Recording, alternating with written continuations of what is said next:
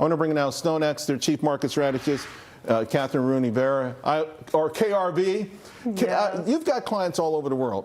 Yes. And obviously, peace is a great backdrop for prosperity. I know they were upset by tariffs. There's obviously no doubt about that. But how are people feeling like all of these? It feels like the world is feeling a little bit better. I didn't even talk about in Turkey, right? You had the Kurds who said, OK, we're going to stop fighting. Just these things are starting to happen spontaneously, it feels. That's right, Charles. And I'll tell you, remember we went from sell America to buy America. So when you're in the sell America framework, then risk is off and everybody's scared of emerging, is scared of everywhere.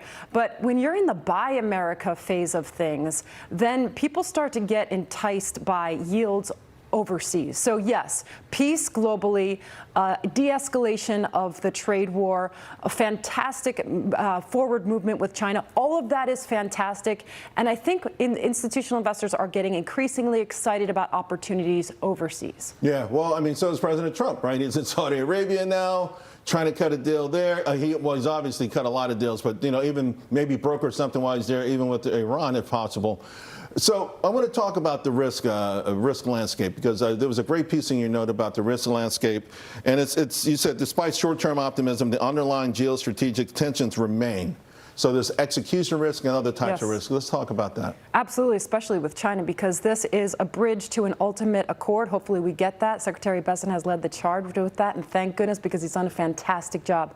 But the important issues still remain. Those are intellectual property theft, the reopening or the opening of markets to U.S. goods in China, the forced transfer of technology, fentanyl. There's a lot of pending issues here. So yes, there's fantastic steps forward, but execution and commitment to those promises are yet to be seen. Reagan used to say trust but verify. Yeah, that's a good way to put it. I think the good thing is because Trump did start with this tariff thing, and if we cut some kind of deal, at least he'll be in office to try to make sure it's reinforced, at least for the next 3 years, as opposed to cutting the deal, leaving, and China never living up to their end of the bargain. So let's talk about opportunities. How do we get opportunistic in this area? I know these are some of the areas that you're looking at.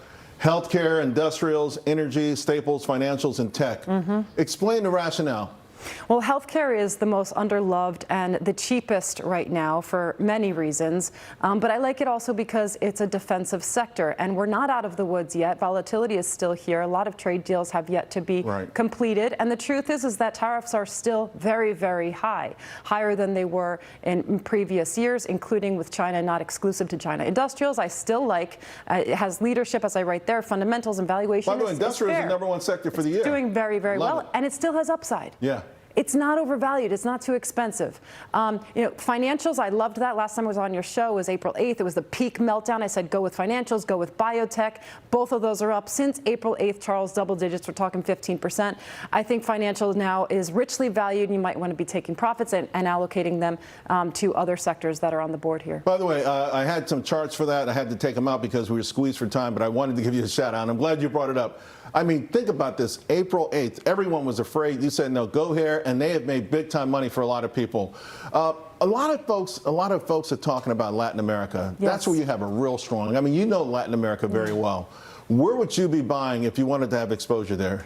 I like Brazil right now. Brazil, I like it because it's one of the primary beneficiaries of this trade war. They're seeing increased demand from China for iron ore and soy, for example.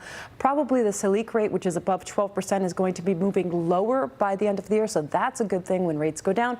And finally, they're coming up on an important presidential election, and it seems like the tide could turn to a more pro-business government. So if management changes with this combination of forces, I think the attractive valuation, which is about 7 times forward earnings, makes Brazil a nice bet. And EWZ is a good way to play it. That's right. All right. I got 10 seconds. The Fed, anything with that?